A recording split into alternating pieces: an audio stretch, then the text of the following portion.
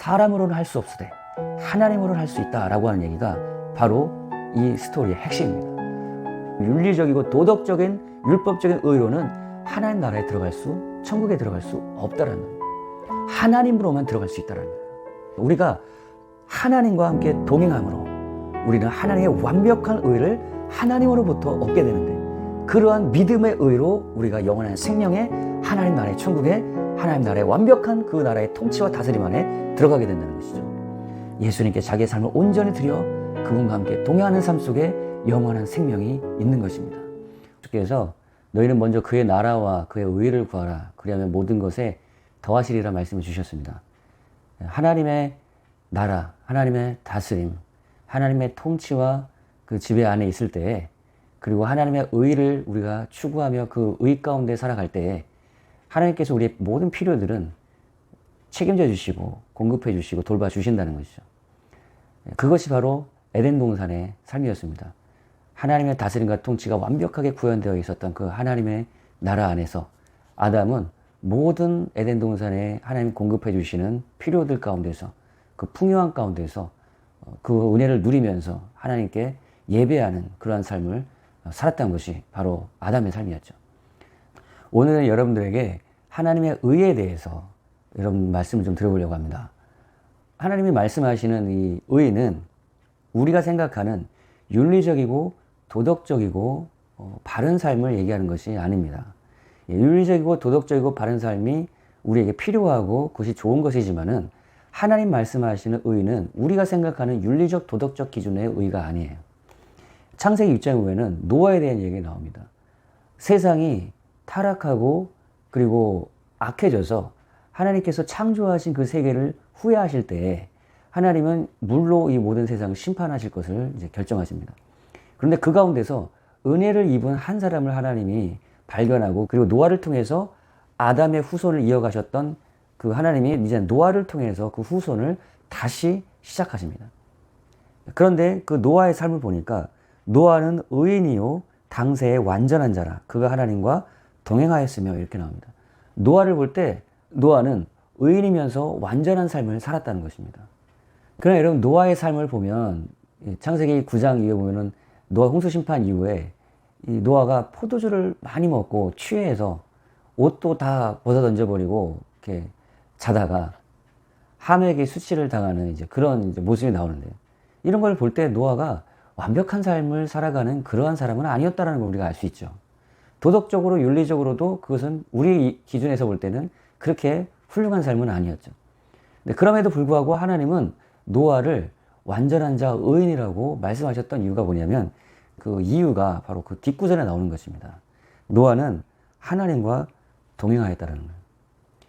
이 하나님과 동행한다는 말이 다른 말로 표현하면 믿음의 삶이었다는 것입니다. 하나님과 동행하기 위해서는 하나님과의 교제와 하나님과의 관계가 필요하죠. 하나님과의 교제와 교통과 하나님과의 그 관계 속에서 하나님이 말씀하시는 그 말씀을 듣고 그분을 따라서 살아가는 삶, 즉 그분과 함께 발맞춰 동행하는 그 삶, 그것이 바로 믿음의 삶인 것입니다. 이 전 구절에 나오는 창세기 5장에 에녹도 무드셀라라고 하는 그 아들을 가졌을 때, 그 무드셀라라고 하는 그 이름의 뜻이 그가 죽을 때에 이 일이 인허라니라 라고 하는 그러한 예언적인 하나님의 말씀의 의미를 갖고 있었어요. 무드셀라라고 하는 이름을 하나님이 주셨는데 그것이 예언적인 이름이었던 것입니다. 그가 죽을 때에 홍수의 심판이 시작된다고 하는 그것을 에녹에게 먼저 말씀해 주셨던 것이죠. 실제로 여러분 연도편을 보게 되면 무드셀라가 죽던 그 해에 홍수의 심판이 시작됩니다. 그 하나님의 말씀을 들었을 때 에녹은 하나님과 함께 동행하는 삶을 300년 동안 살게 됩니다. 하나님의 말씀을 듣고 하나님의 그 음성을 따라서 그분과 교제하고 그 관계 속에서 믿음으로 에녹은 하나님과 동행하는 삶을 살았던 것이죠. 그것이 이제 이후에 아브라함과 이삭과 그리고 야곱과 요셉에 이르기까지 모든 언약의 사람, 하나님의 사람들은 모두 다 하나님의 음성을 들었고 그 하나님의 음성을 따라, 그 말씀을 따라 하나님과 함께 믿음으로 동행하는 삶을 살았던 것이죠. 그것이 바로 언약의 사람, 믿음의 사람. 그런 언약의 사람, 믿음의 사람, 그러한 사람들과 하나님과 함께 동행하면서 하나님의 구원의 사역, 하나님의 위대한 계획들을 그 언약의 사람, 믿음의 사람, 하나님과 동행하는 사람들을 통해서 펼쳐 가셨던 것입니다. 노아와 아브라함의 후손, 그 믿음의 사람들의 후손 중에 하나였던 야곱의 삶을 보면요. 야곱은 속이는 자고 사기꾼이고 잔머리를 많이 굴리는 그런 사람이었어요. 그러나 그럼에도 불구하고 그 야곱을 택하시는 그 이유가 무엇이냐면 야곱에게는 하나님을 향한 믿음이 있었어요. 그 믿음이 무엇이 하나님과 관계, 교제를 나누는 사람이었다는 겁니다. 그리고 하나님의 음성이 들려올 때 또 그는 도덕적으로 윤리적으로는 흠이 많았지만은 하나님 앞에 그 음성이 들려올 때 그는 하나님을 쫓아가는 그러한 하나님과 동행하는 삶을 추구했다는 것이죠. 그 베델에서 하나님과 그 언약을 맺으면서 하나님의 그 천국의 영광을 경험하면서 예배를 드렸던 그 베델로 돌아가라고 하는 그 하나님의 음성을 듣고 야곱은 모든 것을 또 뒤로하고 그 예배의 현장, 첫 언약의 현장인 베델로 돌아가는 그러한 하나님과 동행하는 믿음의 사람이었습니다.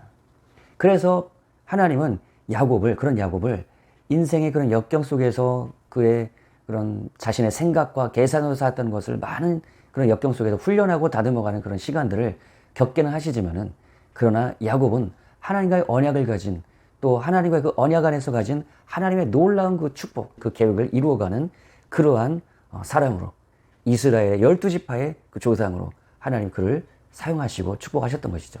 하나님의 나라는 완벽한 하나님의 의가 구현된 의의 나라, 하나님과의 그 언약의 관계 속에서 하나님과 동행하는 사람들을 하나님은 의인으로 보신다는 겁니다.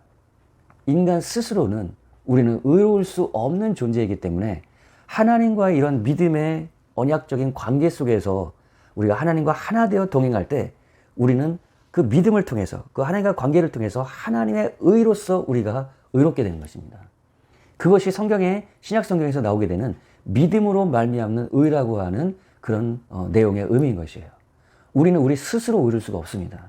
바리새인들과 율법사들과 종교인들은 자기 스스로 뭔가를 함으로써 하나님 앞에 의로우려고 했어요. 그러나 복음은 우리 스스로 우리가 의로울 수 있는 것이 아니라 하나님이 완벽하신 의로 우리가 의롭게 되는, 어떻게 그렇게 하나님의 의가 우리에게 의로움으로 우리에게 오느냐?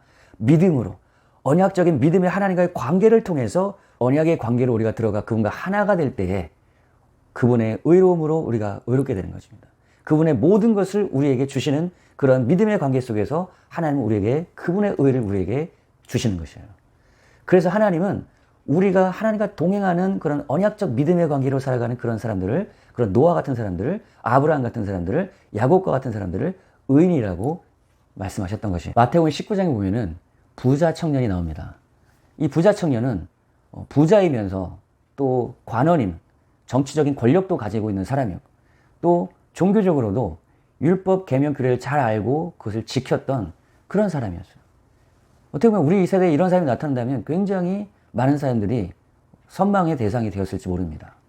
그리고 이 사람은 또 영적으로 사모하는 그런 마음이 있어서 영생을 얻고 싶은 그런 마음이 있어서 예수님께 찾아와서 내가 무엇을 해야 영생을 얻겠냐고 물어봤던 것이에요. 이 사람은 자기가 율법도 십계명도 모든 걸 다 지켰고 이 사람은 부자이고 가난했기 때문에 돈도 굉장히 많은 사람이었어요. 율법을 다 지켰다는 걸 볼 때 11조도 그 많은 11조도 철저하게 드리는 그런 사람이었을 겁니다. 자기는 아마 스스로 영생을 얻을 수 있을 거라 생각하고 예수님께 와서 이제 뭘 더 해야 영생을 얻겠습니까? 라고 그런 질문을 예수님께 했던 것이죠. 아마도 예수님께 너는 십계명도 잘 지켰고 그리고 율법 규례도 다 지켰고 11조도 철저히 드렸으니 너는 영생에 갈 수 있다 라고 하는, 영생을 얻을 수 있다 라고 하는 말을 듣고 싶었는지도 모릅니다. 그러나 예수님이 그 부자 청년의 마음을 정확하게 그 마음을 알고 계셨어요. 예수님이 그에게 부족한 한 가지를 정확하게 얘기해 줍니다. 너가 온전하고자 할진대 네 소유를 팔아 가난한 자를 주라. 그리하면 하늘의 보화가 네게 있을 것이다. 영원한 생명, 영생, 천국이 너에게 있을 것이다 라고 얘기하셨던 것이죠.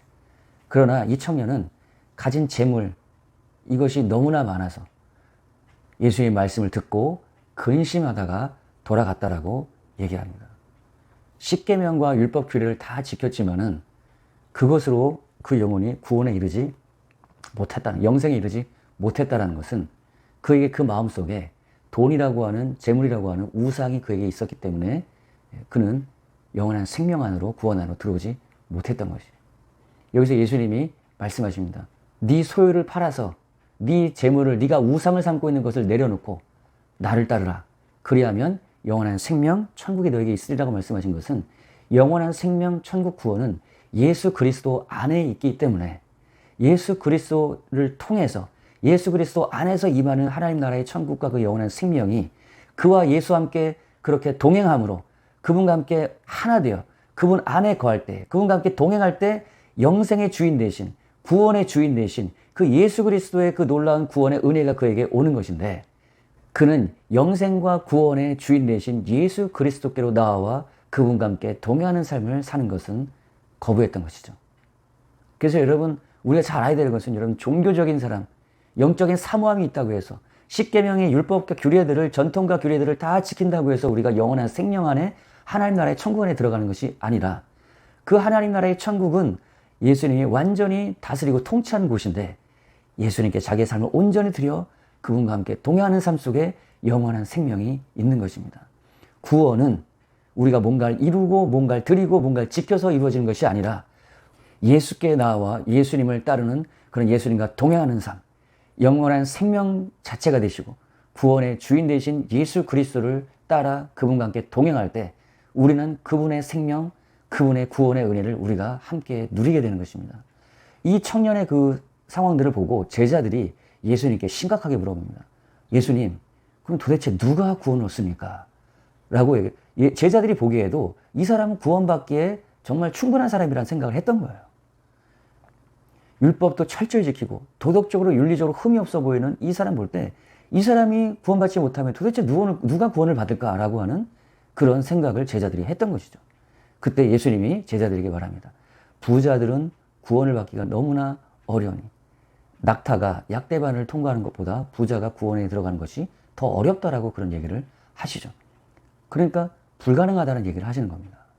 그러나 사람으로는 할 수 없으되 하나님으로는 할 수 있다라고 하는 얘기가 바로 이 스토리의 핵심입니다. 하나님으로만 우리는 구원에 이를 수 있다라는 것이에요. 하나님으로만 우리가 영원한 생명에 이를 수 있다라는 겁니다. 인간의 어떤 노력과 열심과 정성과 헌신으로도 우리는 구원에 이를 수가 없다라는 거예요. 너희 의의가 서기관과 바리새인보다 더 낫지 아니하면 결단코 천국에 들어갈 수 없다라고 말씀하신 내용이 바로 그것입니다.